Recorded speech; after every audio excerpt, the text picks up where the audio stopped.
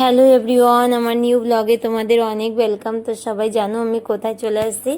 তো বাপের বাড়ি এটা দেখতেই পাচ্ছ। তো চলো আজকে বাপের বাড়ির বাইরের যে ভিউটা সেটা তোমাদের সঙ্গে শেয়ার করব। আর আমাদের বাপের বাড়িতে বড় একটাই পুকুর আছে, অনেকটাই সুন্দর দেখার মতো।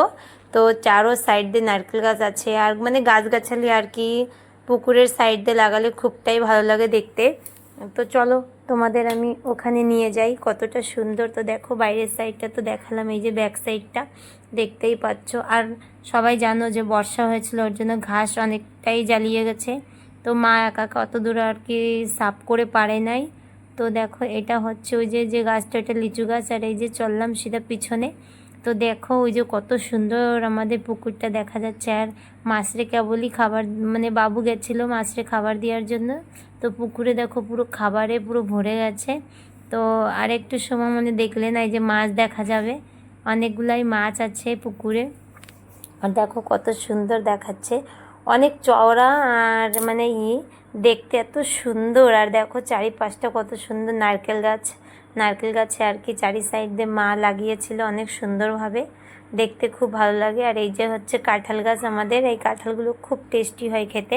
আর তো এই ঘরের সাইডটাই দেখো কত সুন্দর বড় বড় নারকেল গাছ হয়েছে আমাদের এখানে, মানে ছোট ছোট কুলও হয়েছে। দেখো এগুলো না পাকলে খুব মিষ্টি হয়। আর এখন তো অনেকটাই ছোট, 12 মাসই হতে থাকে এই বড়ইগুলো।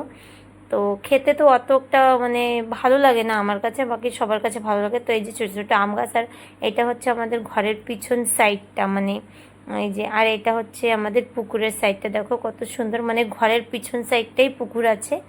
দেখো কত সুন্দর, আমার না এরকম ভালো লাগে ঘরের পিছন সাইডে একটা পুকুর থাকলে, ঘরের শোটা আলাদাই লাগে, তাই না? তো যাদের যাদের বাড়িতে এরকম ঘরের পিছে যেরকম পুকুর থাকলে খুব ভালো লাগে, যখন দরকার পড়ে তখন নিজেদের পুকুর দিয়ে একটা মাছ নিয়ে খেতে যে কি টেস্ট, কি ভালো লাগে, এটা বলে বোঝানো যায় না। তো চলে আসলাম সামনে, দেখতেই পাচ্ছ ঘরের সামনে একদম সুন্দর রাস্তা। আর চারিপাশে দেখো কত সুন্দর ফুল গাছ। আর এই দেখো আমার বোনের মেয়ে কি করে, ও শুয়ে আছে। আর একটা কথা, আমরা 3 বোন আর মা, আমরা একই ধরনের শাড়ি পরেছি। তো কমেন্টে জানিও আমাদের কেমন লাগছে।